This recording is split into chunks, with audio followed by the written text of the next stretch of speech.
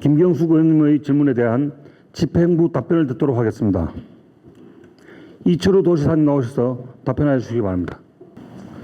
김경숙 의원님께서 외국인 근로자 산업재해 관련 도차원의 대책, 청년 소상공인 관련 육성 대안, 농지법 개정을 위한 도차원의 대응 방안, 비상근 공공기관장 관련 입장 및 견해를 질문 주셨습니다. 의원님은 도의회 문화환경위원이고 윤리특별위 부위원장으로서 많은 정책적 대안을 주시고 계시며 노동자를 위한 다양한 정책 제시로 노동환경 개선과 복지 정진에 앞장서고 계십니다.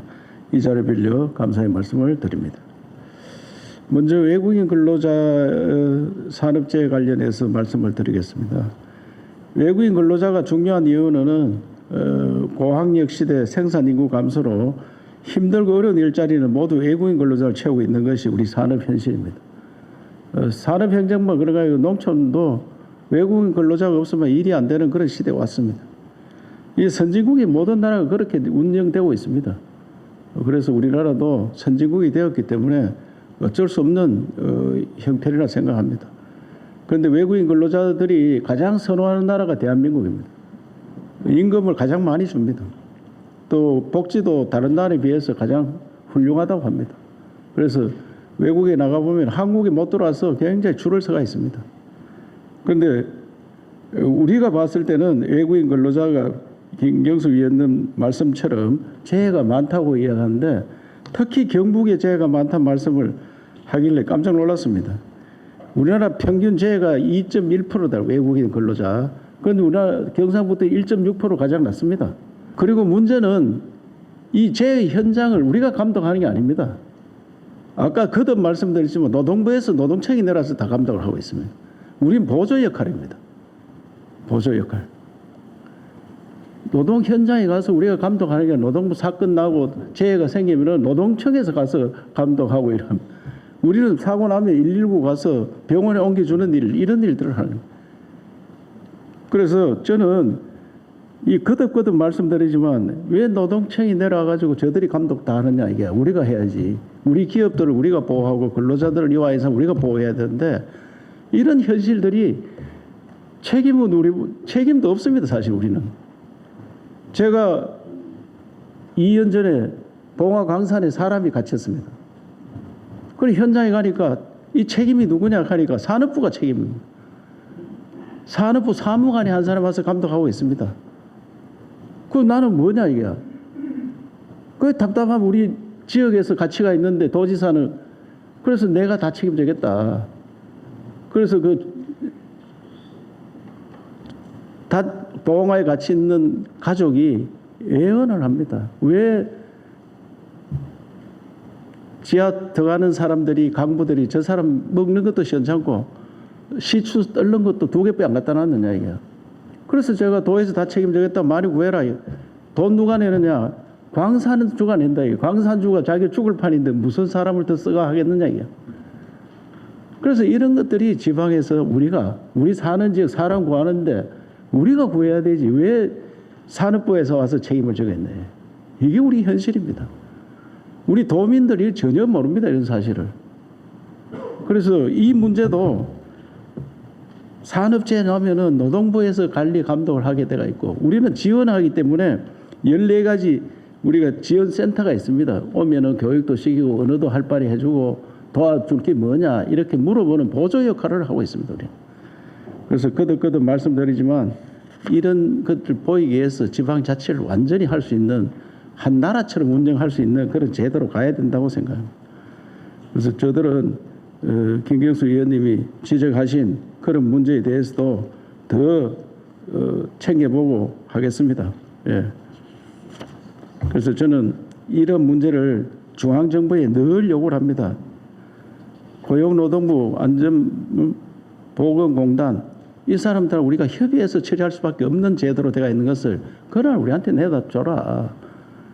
옛날 공무원이 아닙니다. 옛날에 지방과 중앙의 공무원 실력이 차이 났다 하는데 요새는 오히려 현장에 있는 사람이 더 잘할 수 있습니다. 그래서 이런 체계에 대해서 의원님들께 다시 한번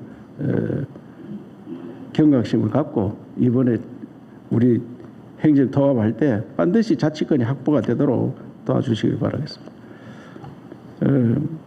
비상금 공공기관장에 대해서 좀 말씀을 드리겠습니다. 제가 와서 공공기관장 제대로 된 사람 구하기 어렵습니다. 솔직히 말해서 괜찮은 분들이 여기 와서 잘 근무를 안 하려고 합니다.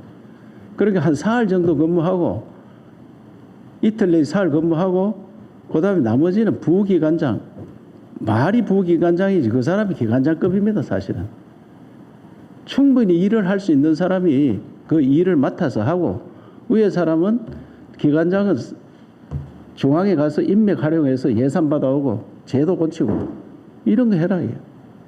그 문화재단 처음 만들어가 이범 장관 우리 다 하시는 분이 올림픽 위원장도 하신 분이 와서 재단 대표를 했습니다. 전라남도하고 우리하고 문화 행사를 하는데 영원한 교류 행사를 했잖아요. 전라남도 도지사가 깜짝 놀랐습니다. 어떻게 저런 훌륭한 분이 와서 근무를 하느냐 이게. 좀 방법을 가르쳐 달라. 자기는 문화재단에 똑같이 있는데 그 국장 출신이 나와 있습니다. 문화재단 대표가 국장 출신. 우리는 그러한 국장 출신이 부대표로 있습니다. 그러니까 이게 격이 안 맞아서 회의가 안 된다 이런 이야기입니다. 격이 안 맞아서. 훨씬 더 잘했습니다. 국학진흥은 우리가 문화부 차관 모시고 행안부 장관 모셔놨더니 예산이 3배 올랐습니다. 예산이. 제대로 돌아가고 있습니다. 거기는 우리가 2급 출신 국장이 그 옛날 같으면 그런 분들이 장을 합니다. 거기서. 그렇게 추진하고 있다는 말씀을 드리고 임금은 3일 근무하면 장관급 60% 주고 이틀 근무하면 40% 주고 기준을 정해놓고 합니다. 그렇기 때문에 기준이 없다. 그런 거 아니고 기준을 정하고 이틀 근무하고 보통 한 사흘 근무하면 일주일 근무하는 거의 같습니다. 사실. 그래서 충분히 그 인맥을 활용하고 경륜을 활용하고 능력 있는 사람을 찾기 위해서 저는 그 제도가 전국적으로 확산되리라 생각합니다. 이게 우리나라 또 지방의 문제입니다. 지방에 안 옵니다. 그런 사람들이. 그래서 의원님들께서 한번 보시면 알 겁니다. 감독을 해보고 그분들하고 대화를 해보면 이분들이 과연 능력이 있는 사람들 아니냐. 그래서 저는 그런 문제에 대해서 다른 시도에서는 오히려 경북이 너무나 그런 면에서 앞서가고 있다 이렇게 생각하는 것을 보고 드리겠습니다. 예. 다른 것들에 대해서는 담당 국장이 좀 보고 드리도록 하겠습니다. 이철우 도지사님 수고하셨습니다. 다음은 최영숙 경제산업국장님 나오셔서 경제산업국장 최영숙입니다. 김경수 의원님께서 경북도 청년 소상공인 육성을 위한 경상북도의 계획과 대안 그리고 청년 소상공인 정책을 전담할 컨트롤 타워 및 향후 계획에 대해 질문하셨습니다. 청년 소상공인에 대해 관심을 가져주셔서 진심으로 감사를 드립니다. 실제적으로 소상공인은 지역경제 활력을 불어일으키는 중축이며 또 청년 소상공인은 취향 소비, 가치 소비, 공유경제 등 새로운 소비 트렌드를 주도한 핵심 주체로서 이들의 육성은 매우 중요합니다. 청년 소상공인의 안정적인 창업과 지속적인 성장을 위해서 초기 창업 단계에서는 지방시대 정책국에서 그리고 도약 및 사업 확장 단계에서는 우리 경제산업국에서 추진하고 있습니다. 소상공인의 전체적인 육성 목표와 또 정책 방향의 유기적이고 체계적인 추진을 위해 청년 소상공인에 대해서는 앞으로 경제산업국에서 총괄적으로 관리하도록 그렇게 하겠습니다. 우리 도의 청년 소상공인 지원 정책으로는 먼저 소상공인 앱을 운영 중에 있습니다. 스마트 앱의 접근이 용이한 청년 소상공인이 빠르고 쉽게 다양한 정책 정보를 접할 수 있으며 그리고 정책 제안 기능도 탑재하여 청년 소상공인이 원하고 또 필요로 하는 현장 정책을 적극 발굴하고 그리고 앞으로 실행해 나가겠습니다. 그리고 소상공인의 행복한 출산을 지원하는 아이 보증 사업입니다. 출산 시 근로자는 육아휴직과 또 단축 근로 등의 출산 지원 정책이 있으나 실질적인 소상공인의 사각지대에 놓여 있습니다. 청년 소상공인이 마음 놓고 출산과 경영을 할 수 있는 환경을 조성하기 위해 우리 도에서는 전국 최초 도 자체 사업으로 출산하는 가정에 6개월간 1,200만 원의 인건비를 지원합니다. 그리고 경영 노하우와 기술이 축적되었으나 창업 2, 3년 후에는 발생하는 데스밸리 조기 극복으로 청년 소상공인이 재도약할 수 있도록 상품 개발, 판로 개척 등을 지원하는 아이콘 창업학교 운영도 지금 저희들이 준비를 하고 있습니다. 청년 소상공인의 창의적 아이디어와 레시피를 상품화하고 그리고 경영 환경 개선과 동네 소비 생활이 활성화되는 로코노미의 확산에 발맞추어서 저희들이 지역 상권을 선도하는 로컬 브랜드로 성장을 유도하는 또 부자 키움 프로젝트를 추진하겠습니다. 그리고 창업을 희망하는 예비 청년 소상공인에게는 대학교와 협업으로 소상공인과 1대1 매칭하여서 온라인 판매 기술을 전하고 그리고 학점 인증과 현장 체험 기회도 제공하겠습니다. 실드는 청년 소상공인이 지역에 안정적으로 정착하고 성공적인 청년 창업 스토리가 창출될 수 있도록 최선을 다하겠습니다. 앞으로도 우리 의원님들의 아낌없는 관심과 성원을 부탁드리겠습니다. 감사합니다. 최영숙 경제산업국장님 수고하셨습니다. 이어서 김주령 농축산유통국장님 나오셔서 답변해 주시기 바랍니다. 농축산유통국장 김주령입니다.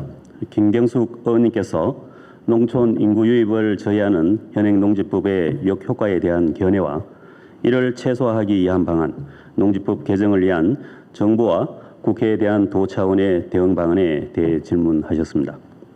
농지법은 경자 유전의 원칙하에 농지의 효율적 이용과 농업 경쟁력 강화, 더 나아가 국민 경제의 균형 있는 발전을 위해 마련되었고 지난 96년 농지법이 시행된 이후 줄곧 농지 소유에 대한 규제를 완화하는 쪽으로 개정되어 왔습니다.